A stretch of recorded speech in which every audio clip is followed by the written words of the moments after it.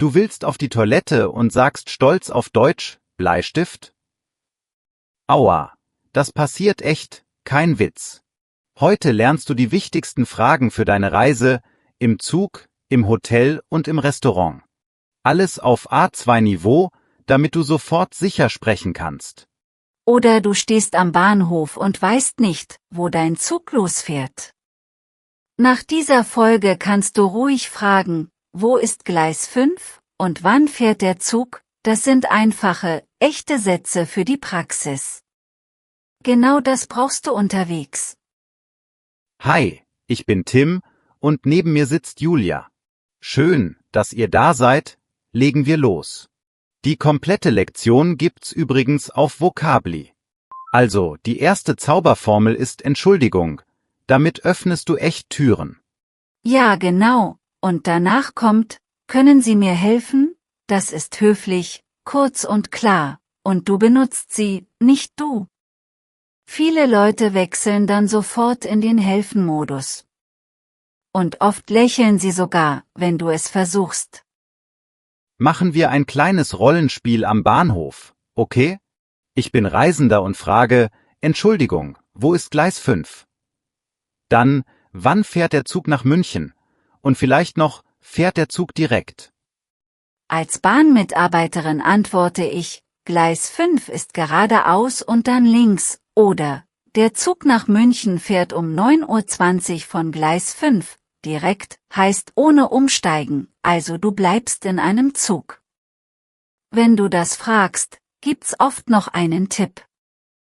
Noch ein Satz für den Zug selbst ist super. Ist der Platz frei?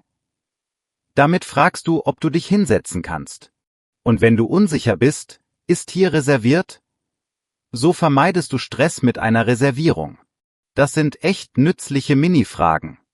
Und falls du eine Reservierung brauchst, frag, muss ich reservieren? Oder wo kann ich einen Platz reservieren? Reservierung klingt lang, aber sag's langsam, das ist total okay. Die Leute verstehen dich, wenn du ruhig bleibst. Kleiner Hinweis zu Zahlen am Gleis, sag einfach 5, 10 oder 23. Und frag ruhig nochmal, Entschuldigung, ist das hier Gleis 5? Das ist total normal am Bahnhof. Ach so, und Fahrplan ist die große Tafel mit den Zeiten. Kurzer Aussprachetipp, weil der viel rettet, ich hat ein weiches CH, nicht wie SCH.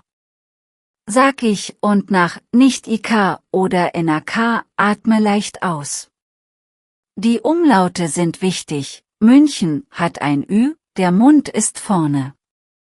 Klingt klein, aber Leute verstehen dich so viel besser. Eine Hörerin hat uns mal geschrieben, sie wollte zur Toilette und sagte sehr sicher Bleistift. Alle haben gelacht, zum Glück freundlich. Also die Frage ist, wo ist die Toilette bitte? Oder gibt es hier eine Toilette? Und ja, manche sagen, Deutsche sind kalt. Ich finde, wenn du kurz auf Deutsch beginnst, ist die Stimmung sofort wärmer. Frag erst auf Deutsch, und wenn nötig, sag dann, darf ich auf Englisch fragen, das zeigt Respekt, und viele helfen dann echt gern. Kommen wir ins Hotel, zweites Rollenspiel. Ich bin Gast und frage, Guten Abend, haben Sie ein Zimmer frei? Für 2 Nächte. Dann, mit Bad oder Dusche? Und natürlich, was kostet das pro Nacht? Als Rezeption sage ich, ja, wir haben noch ein Doppelzimmer frei, es kostet 90 € pro Nacht, Frühstück ist optional, Check-in ist ab 14 Uhr, auschecken bis 11 Uhr, wenn du willst, kannst du noch nach einem ruhigeren Zimmer fragen. Genau, du kannst sagen, ist es ruhig? Können wir ein Zimmer zum Hof haben? Oder ist das Frühstück inklusive? Wenn nicht, frag, wie viel kostet das Frühstück? Diese paar Sätze reichen schon für einen guten Start. Und frag ruhig nach einem kleinen Rabatt, aber freundlich. Sag, gibt es vielleicht einen Preis für 2 Nächte? Das klingt netter als Rabatt, aber beide Wörter sind okay. Manchmal klappt das, besonders in der Nebensaison. Im Zug oder Bus kommt noch eine gute Frage. Fährt dieser Bus zum Rathaus? Oder hält der Zug in Köln-Messe-Deutz? So vermeidest du falsche Richtungen. Und wenn du zu spät bist, hält der nächste Zug hier. Bei Verspätungen hilft, wie lange dauert die Verspätung? Oder gibt es eine alternative Verbindung? Du kannst auch fragen, wo finde ich Informationen zur Verspätung? Und wenn's eng wird, sag, ich habe einen Anschluss, was kann ich tun? Im Restaurant helfen dir 3 Fragen immer echt. Kann ich die Speisekarte sehen? Oh, haben Sie etwas vegetarisch oder ohne Fleisch? Und bei Allergien, ich bin allergisch gegen Nüsse. Geht das ohne Nüsse? Eine Reisende hat in Berlin alles auf Deutsch bestellt und leider etwas Falsches bekommen, wegen einer Allergie. Sie hat die Antwort vom Kellner nicht ganz verstanden und nicht nachgefragt. Darum, was ist in diesem Gericht drin, ist super wichtig. Und wenn du unsicher bist, sag, können Sie das bitte aufschreiben? Noch 2 sehr praktische Dinge beim Essen. Haben Sie Leitungswasser? Das ist Wasser aus dem Hahn, also gratis oder günstig. Und stilles Wasser oder mit Kohlensäure. So bekommst du genau, was du willst. Das spart Zeit und peinliche Momente. Beim Zahlen frag ruhig vorher, kann ich mit Karte zahlen? Manche sagen, nur bar, also nur Bargeld, das ist wichtig.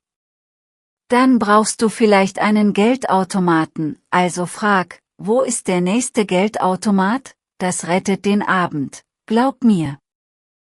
Kurz zu den Apps. Klar, sie helfen, keine Frage. Aber wenn du zuerst 2 Sätze auf Deutsch sagst, öffnet das echt Türen. Oft wechseln Leute dann selbst auf Englisch, und das ist okay. Du hast es versucht, und die Stimmung ist direkt besser. Mini-Quiz, mal testen, okay? Weißt du noch, was Gleis bedeutet? Genau, das ist die Plattform im Bahnhof, wo der Zug steht. Und wie fragst du freundlich nach Hilfe? Entschuldigung, können Sie mir helfen? Richtig. Noch eine schnelle Frage an dich. Was heißt direkt beim Zug? Es heißt, ohne umsteigen, du bleibst in einem Zug. Und inklusive bedeutet, etwas ist drin, zum Beispiel Frühstück inklusive. Wenn du das parat hast, bist du entspannter. Weiter geht's mit Wegen in der Stadt, das brauchst du dauernd. Frag einfach, Entschuldigung, wie komme ich zum Bahnhof? Oder, wo ist die nächste U-Bahn-Station? Eine gute Zusatzfrage ist es weit? So planst du besser. Machen wir kurz ein Stadtrollenspiel. Du fragst, Entschuldigung, wie komme ich zur Altstadt? Und ich antworte langsam, geradeaus, dann die 2. Straße links noch 5 Minuten. Du kannst auch fragen, zu Fuß oder besser mit der Bahn? Das macht es konkreter. Wenn du die Antwort nicht verstehst, sag, können Sie das bitte wiederholen? Langsamer, bitte, oder, können Sie mir das auf der Karte zeigen? Viele zeigen dann gern mit dem Finger. Das ist super praktisch und freundlich. Und wenn ein neues Wort kommt, frag, wie heißt das auf Deutsch? Das ist eine einfache Lernabkürzung, direkt im Alltag. Du hörst es, sagst es nach, und zack, es sitzt. Schreib es dir ruhig schnell ins Handy. Für Notfälle, merk dir 2 Sätze, wirklich wichtig. Ich brauche Hilfe, und bitte rufen Sie die 112. Die 112 ist die Notrufnummer in Deutschland. Nutze sie nur, wenn es wirklich ernst ist. Wenn du krank bist, geh in die Apotheke und sag, haben Sie etwas gegen Kopfschmerzen? Oder, wo ist die nächste Arztpraxis? In der Notaufnahme sag einfach, ich habe starke Schmerzen. Kurz, klar, verständlich. Beim Bus oder in der Tram frag, verkaufen Sie Tickets hier? Oder, wo kann ich ein Ticket kaufen? Beim Ziel hilft, fährt dieser Bus zum Rathaus? Und wenn du unsicher bist, muss ich umsteigen? Dann bist du safe. Noch ein wichtiger Satz am Automaten. Können Sie mir kurz zeigen, wie das geht? Viele Leute stehen daneben und helfen gern. Du kannst auch sagen, Deutsch ist okay, aber langsam bitte. Das nimmt den Druck raus. Aussprache, Teil 2, weil's so viel bringt. CH, wie in ich, Milch, und nicht ist weich, der Atem geht leicht. Umlaute, wie in spät, wie in schön, wie in für. Kleiner Unterschied, große Wirkung, echt jetzt. Viele sagen, Deutsche wirken erst etwas reserviert. Ich habe oft erlebt, nach einem freundlichen Entschuldigung werden sie plötzlich sehr hilfsbereit. Neulich hat mir ein Mann sogar sein Handy geliehen, weil ich kein Netz hatte. Nur weil ich zuerst höflich auf Deutsch gefragt habe. Und manchmal bekommst du sogar extra Tipps, die im Reiseführer nicht stehen. Frag einfach, haben Sie einen Tipp in der Nähe? Oder, gibt es hier ein gutes, kleines Café? Diese Fragen sind klein, aber haben große Wirkung. Am Bahnhof brauchst du oft noch, gibt es hier Schließfächer? Oder, wo kann ich mein Gepäck lassen? Bei Verspätungen sag, wie lange dauert die Verspätung? Und, gibt es eine alternative Verbindung? Das spart Nerven. In der Bäckerei funktioniert eine einfache Frage super. Was empfehlen Sie, wenn du auf ein Teilchen zeigst? Sag, einmal das da, bitte. Und wenn du Zutaten wissen willst, ist da Butter oder Ei drin? Freundlich fragen macht es leicht und sicher.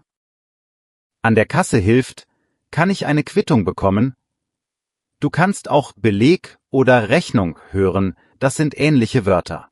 Wenn du Trinkgeld geben willst, sag beim Zahlen, machen Sie bitte 10 Euro. Dann rundet die Person auf, ganz unkompliziert. Und wenn du gar nichts verstehst, bleib ruhig. Sag, es tut mir leid, ich lerne noch. Können Sie das bitte langsam sagen? Das ist ehrlich, höflich und total okay. Die meisten reagieren dann geduldig und wiederholen es für dich. Okay, kurzer Pack für die Tasche, damit du alles griffbereit hast. Entschuldigung, wo ist? Wie komme ich? Können Sie mir helfen? Können Sie das langsamer sagen? Dann, ich bin allergisch gegen, kann ich mit Karte zahlen? Haben Sie einen Tipp in der Nähe? Mit diesen Sätzen kommst du einfach weit und fühlst dich sicher. Jetzt sind wir neugierig. Welche Frage benutzt du am meisten auf Reisen? Startest du auf Deutsch oder gehst du gleich auf Englisch? Hast du vielleicht auch eine lustige oder peinliche Geschichte, so wie Bleistift statt Toilette? Schreib uns das gern in die Kommentare, wir lesen alles. Und wie schon gesagt, die komplette interaktive Lektion mit Transkript, Wortkarten und Übungen gibt's gratis auf Vocably. Den Link findet ihr in der Beschreibung, echt praktisch zum Üben. Danke fürs Zuhören und bis zum nächsten Mal.